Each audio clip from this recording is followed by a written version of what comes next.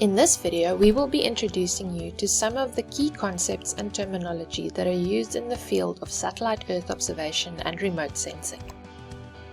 Collecting measurements of the ocean from small boats, ships, buoys, and moorings is vital for the understanding of how the ocean works.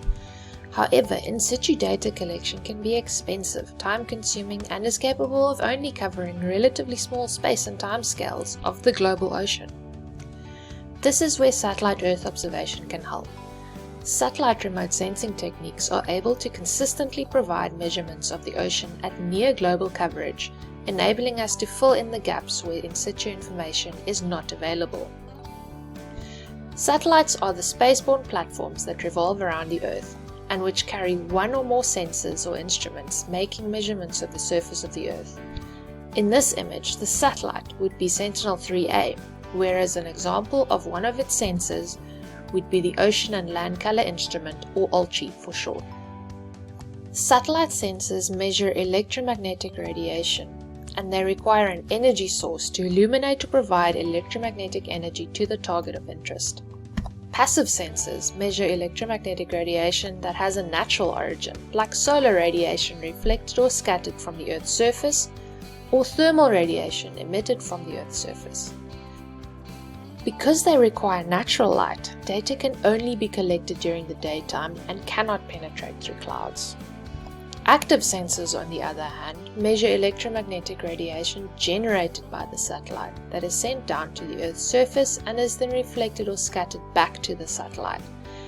As a result, these signals can penetrate through cloud and can operate during both day or night.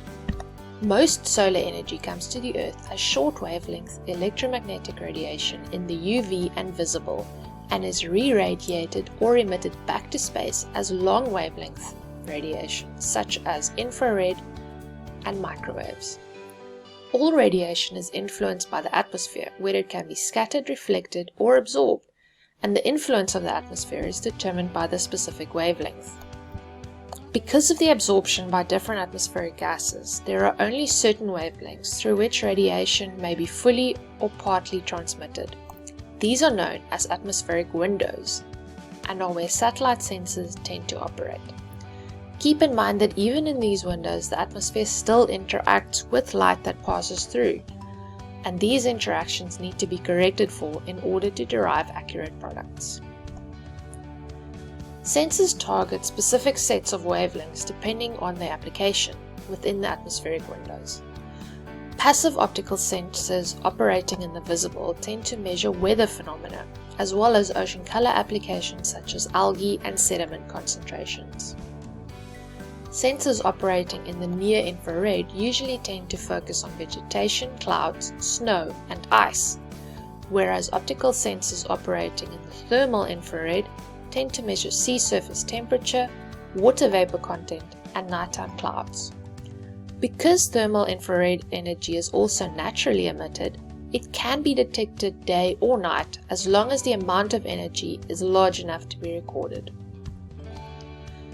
A mix of active and passive sensors operate across the microwave spectrum, measuring sea surface height, sea surface roughness, wind, and sea ice.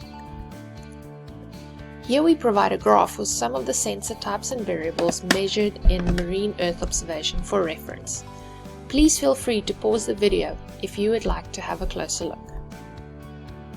Satellite sensors measure the intensity of electromagnetic radiation at specific wavelengths using a telescope to focus the electromagnetic radiation onto a series of light detectors or radiometers. This setup configuration varies between sensor types, but usually results in a two-dimensional array of measured values, where each box or pixel contains a value of electromagnetic radiation intensity for a specific wavelength at a given location on the Earth within the satellite swath. The 2D array can be further analyzed as numbers or displayed as an image. A sensor that measures at hundreds of different wavelengths is known as a hyperspectral sensor. However, because satellites are so far away from their targets, they need to collect enough energy of their target wavelength regions in order to get a good enough signal. Most optical satellite radiometers measures electromagnetic radiation intensity at only a few discrete wavelength regions in the visible, making them what is known as multispectral. Each wavelength region is defined by a central wavelength, and a small range of wavelengths around it call its bandwidth. The intensity of electromagnetic radiation at each wavelength region is stored separately in a stack of digital images. Each separate image is called a wavelength band or a wavelength channel. True color images, also known as RGB images, can be created by combining bands from the blue, green, and red spectral regions, in this case corresponding to wavelengths at 443, 555, and 670 nanometers. Earth-observing satellites can have different orbit patterns around the planet depending on their specific application. Geostationary orbiting satellites stays above the same location relative to the Earth. They orbit at an altitude of about 35,000 kilometers, which means they normally have a relatively low spatial resolution. Because the satellite views the same location all the time, it can provide images frequently, giving it a high temporal resolution of several images per day. Examples of geostationary satellites are weather satellites. Although one satellite will only view a single area, different satellites can be positioned so that they have overlapping fields of view to provide a more complete picture. Near-polar orbiting satellites complete several passes nearly above the poles on a single day, which gives them global coverage. They are normally in a sun-synchronous orbit, meaning that each successive orbital pass occurs at the same local time of day.